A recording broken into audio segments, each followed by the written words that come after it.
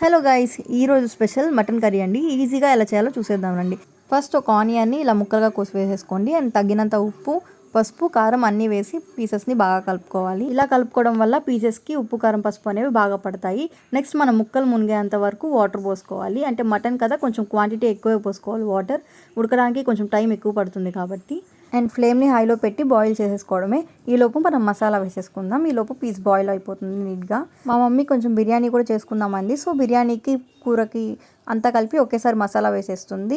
ధనియాలు, చెక్క, మొగ్గ, అల్లం, వెల్లుల్లి, ఎండు కొబ్బరి ఇవన్నీ వేసి ఒక పేస్ట్ లాగా మిక్సీ పట్టేస్తుంది. నెక్స్ట్ ఇలా కడాయి పెట్టేసి ఆయిల్ వేసి మంచిగా ఆనియన్స్ని కొంచెం బ్రౌన్ కలర్లో వచ్చేదాకా వేపుకొని మసాలా కూడా వేసేసి అండ్ కరివేపాకు ఇవి వేసేసి బాగా ఫ్రై చేసుకోవాలి. ఫ్రై చేసుకొని ఇంకా తిరగబోసేసుకోవడమే. ఈలోపు మనకి కర్రీ కూడా అయిపోయింది. పీస్ కూడా మంచిగా బాయిల్ అయిపోయింది.